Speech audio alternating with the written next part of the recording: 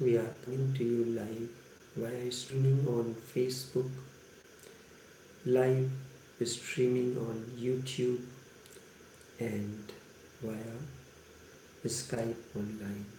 Each one of you is welcomed. Home is the outer dimension of the being. Home, the outer dimension of the being. There are two words, house and home. What is really the difference between the two?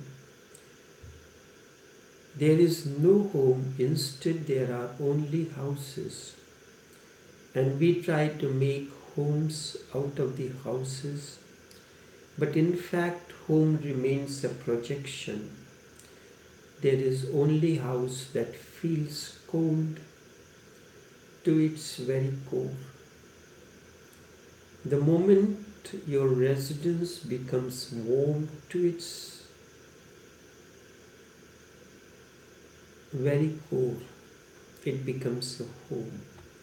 We need a home, something that is cozy, something that we feel belongs to us, something to which we belong. In fact, it needs to be the extension of our being. Home is the outer dimension of our being. Being the inner space is the coziest place where we would like to be. Being there, growth happens. Being there, transformation happens. In fact, the home needs to be an extension of your being, something which we can make part of us, something which is not just a place where you live, something which is not just a place where you live, instead which becomes alive in your presence. It becomes alive with you. A house is a dead thing, while a home is a living entity. It should not be a projection. So those who are searching for a home will find themselves frustrated again and again, because they will try to find again and again that it turns out to be only a house which lacks warmth, which lacks coziness, which lacks an environment where growth happens naturally and spontaneously. Home, they will find again and again that it turns out to be a house.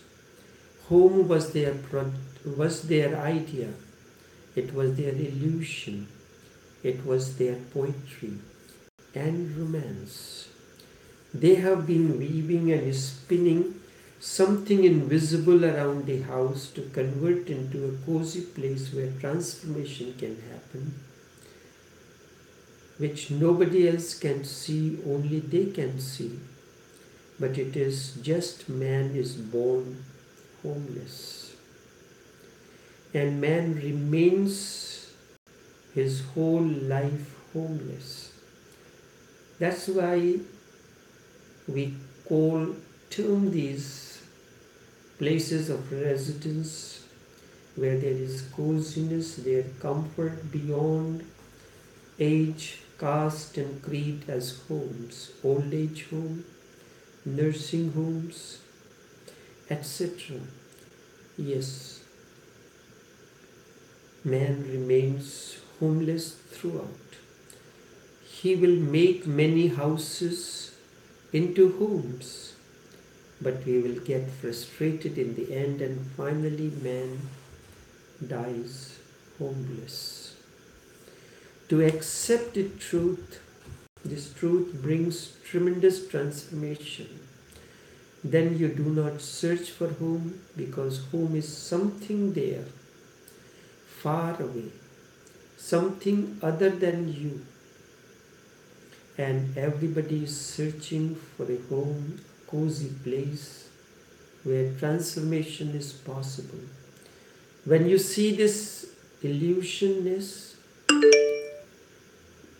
then rather than searching for a home, you will start searching for the being that is born homeless, whose destiny is homeless forever. There is no way to make a home, and this is a miracle.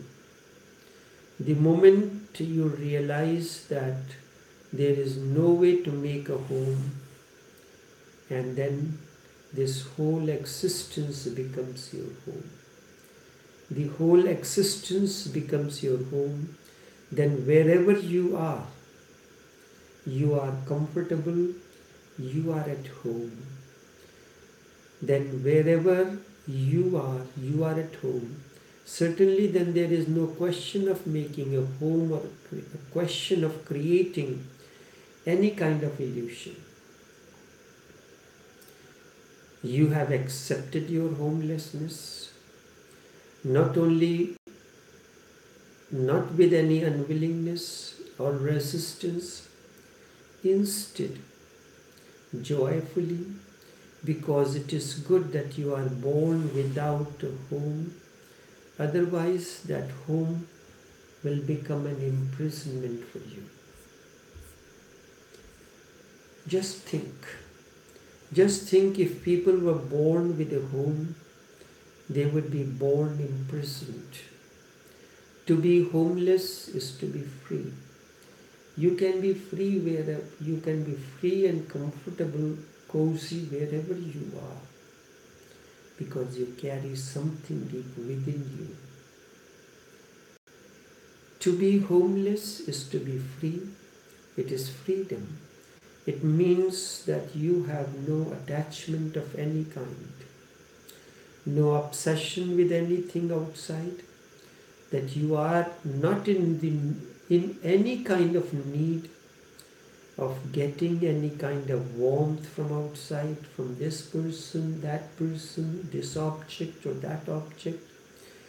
You have the source of warmth deep within you. Your being is the source of your warmth, your comfort, your coziness.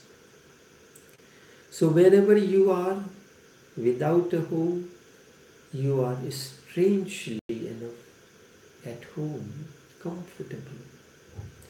The people who are searching for a home are always getting into despair, and finally they are going to feel we have been cheated. Life has cheated us. Somehow it gave us the desire to find a home, and there is no home at all to find. It simply does not exist. We try in every possible way, through a husband, through a wife, through children, and then one brings children into the world. Indeed, one tries to create a family, a psychological home. One makes not a house, but tries to make it almost a living entity. He tries to make a house according to his dreams, that it is going to be the fulfillment of warmth, that in this coldness, and it is vast, the coldness of the existence. The whole universe is so cold and remains indifferent that you want to create a small shelter for yourself where you can feel that you are taken care of, and something protects you. You want to feel that it belongs to you and you are the owner of it, not a homeless wanderer. But in reality, this kind of idea is going to create misery for you. Because one day you will find out that the husband you have lived with, the wife that you have lived with, is a stranger. Indeed. Even after living for 50 years, the strangeness has not disappeared, and on the contrary, it has deepened more and more. You were less a stranger on the first day you met. As time has passed and you have been together, you have become more and more a stranger to one another. Because you have come to know each other more and more, and now you do not understand at all who the other person is because everything is taken for granted. The more you have known, the less you know. It seems that the more you have become acquainted with the person, the more you become aware that your ignorance about the other is absolute and there is no way to destroy it. Your children have always thought they were your children, and one day you find they are not really your children. You have been just a passage for them to come through. Khalil Gibran says in response to a question from Al-Mitra, Al-Mitra asked the Master, Al-Mustafa, Master, what about children? Al-Mustafa says, children are born through you. Give them your love. Mind they will have of their own. The parents, as a parent, you had the mechanism to bring about the children, the passage. You walk through the door. The door is the passage for you to come inside and go out. You do not come from the door. Come through the door. Children are born true. They have their own lives. They are absolutely strangers. They do not belong to you. They will find their own ways and their own lives. Who is with you? Introspect. Nobody is with anyone. You are amidst the crowd always, but alone. Either alone or in the crowd, this makes no difference. Either in a home or just a wanderer, that too makes no difference. I never had a home.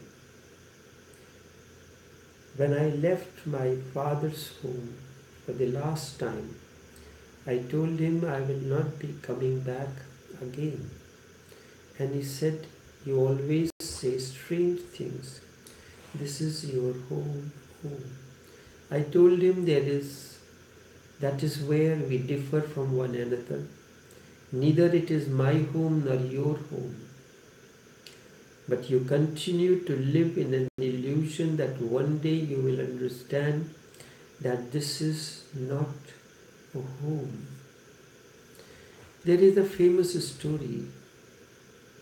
I have heard once a king heard one night the sound of footsteps, as if somebody was walking on the roof of his palace. He could not believe it. The place was so well guarded.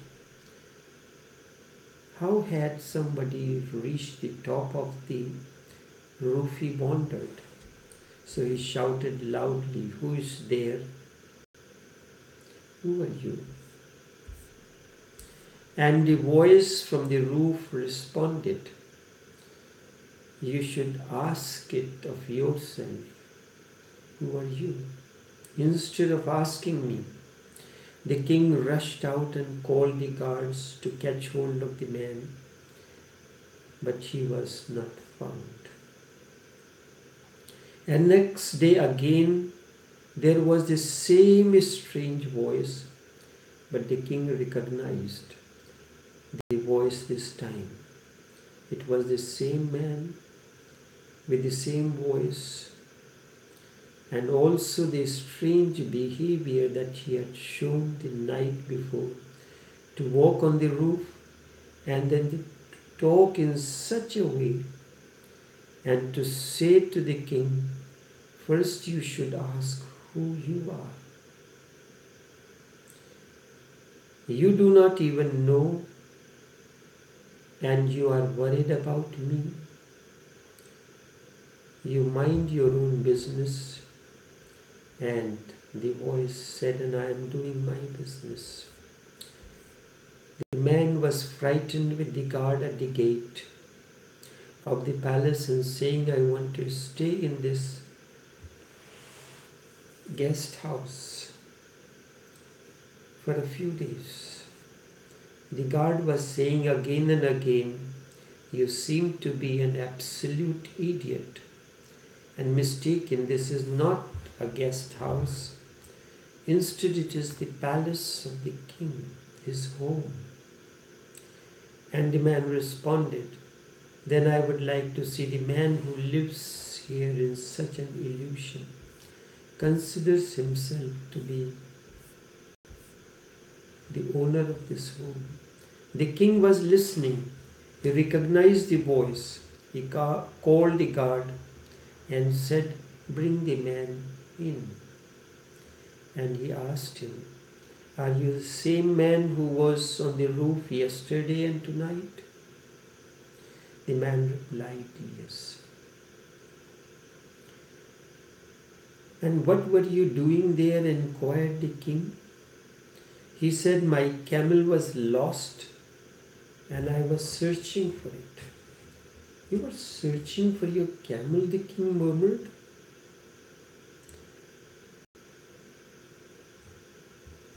"You were searching for your camel," the king murmured and replied. "Then you seem to be really mad. Your camel was lost on my roof. Has anyone ever heard of camels getting lost on the roof of the houses? And now you are fighting with my guard and calling my home a guest house? This is indeed very disrespectful to me. Very disrespectful to me. I am the king. This is my home, and you have to learn how to behave in front of a king." And the man started laughing. His laughing was like a roar that frightened the king. He said, "Strange, you are telling me to learn how to behave, and you yourself do not know at all what behavior means. I can tell you I came here even once before, and I found another man in your place. He was also saying that this is his home. I had come here even before, and there was another man, and he was also saying that this is his home. And now you are saying this is your home. It is you to decide who is mad." The king replied, "That man was my father who had died. And when the first time you came, you met a man. He was my grandfather." The stranger said, That is what I wanted to make clear to you. They have called this place their home, and then they had to leave it behind. They could not make it they could not take it with them. It is not a guest house, then what is it? You decide. Someone has said, दुनिया सराय है जागीर समझता है. The world is a guest house and you consider this as your property.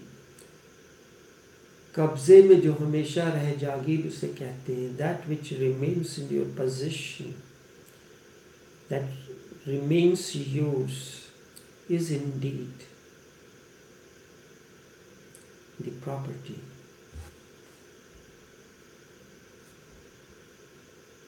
This is an understanding that many people have been here who thought it was their home, and they are all gone. You will be gone too. When I come next time, when so many people stay here and come and go, this certainly is a guest house. And I too wanted to stay here for a few days. So what is wrong in it? You may stay here for a few days, longer than me. Your father stayed here for a few days. His father too stayed for a few days. And this has been going on for centuries. Certainly I am not disillusioned. To me, this is a guest house. Indeed, to me, this is the guest house. I told my father, one day you too will have to understand this is not a home. Because in this world you are born, and one day we are born, and one day we are born, we start dying. The moment we are born, we start dying. It will be better to call your home as your graves, but you cannot call them homes because you are only dying in them. You are not living. And since then, I have moved from houses to houses, I have been in many houses which people thought were my houses, my homes. Indeed, there is no possibility. It is good to understand that we are wanderers searching for something, but this search can either be for a home, that means security, warmth, coziness, or love from outside. For somebody else, indeed it is a wrong way. That is the way of the worldly man. And he always ends in misery. A spiritual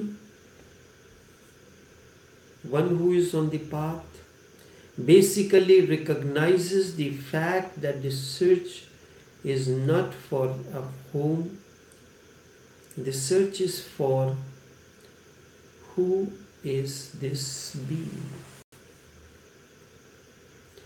Indeed, this search is for the being that is born homeless and will always remain homeless. Therefore, never search for a home. Never search for a home because there is none. Search for your inner self because there is one. Search for your being because there is. And finding that one, suddenly, miraculously, the whole existence becomes your home. The day you have discovered your being, the entire world becomes your place of residence, becomes your abode, becomes your home. And finding that which is your being, the whole existence becomes your home, and you do not create it, you do not create it, project it, or make it. Suddenly, it is a revelation. Indeed, it is a revelation. You cannot believe how you have been missing it up to now. Indeed, the home is always where you were. The gypsies have a better name in the Indian language. Gypsies have a better name in Indian language. They are from the state of Rajasthan in India. They got their name Gypsy because they first went out of India to Egypt, and from Egypt they entered Europe. It is Egypt that gave them the name Gypsy, from Egypt, but they were really people from India, and India their name was nomadic. George Ivanovich Gurdjieff also belonged to nomadic society. That name has a tremendous beauty. It means a person whose home is on his shoulders. Khana Badosh. Thus, wherever he goes, he is always at home. They come with their belongings by the roadside, set up their temporary stay. This word Khana Badosh, Khana means the residence is on their shoulder, is tremendously significant. Etymologically, it comes from the word Khana, means home, and Badosh means on your own shoulders. The residence, the abode is always on your shoulders. It is not visible, but it is there. It is revealed only to those who can find who this wanderer is, who this seeker is. And finding this seeker, you suddenly find the whole existence becomes your home. The whole existence becomes your home. Wherever you are at home. Even in a hotel, you are at home, comfortable, because every house is a hotel where people come to stay for some time, and every place is a guest house. And even those who consider themselves highly spiritual are really ignorant. Ignorant because they cannot understand the words of the masters. When he says, I have no home, and that I love. In a guest house, the world is full of such pseudo-spiritual ones. So it is a question of how you look at the things. When I was in India, I was at home. When I was in Florida, I am at home. When I am in Boston, in Washington, in England, and when I am in Trinidad, again I am at home. And the preposition that makes the difference, I am indeed at home wherever I am not in any home. And tomorrow, no one knows. Even I do not know where life may take me, wherever it takes. Wherever it takes me, I will be at home again and always. I have found my real home that nobody can take away from me for the simple reason I am not making any projection. It is the projection that can be taken away. Just finding yourself, you will find that the whole existence becomes your home. Indeed, your being is your home. And you are part of the whole existence then. You are the part of the whole existence. Your being is the outer dimension. To live in the beingness is to live in the home. Your home is the outer dimension of the being. Understand this. Tremendous benediction will flow out of it. Only this much for this morning. Until tomorrow, take care and have a pleasant day.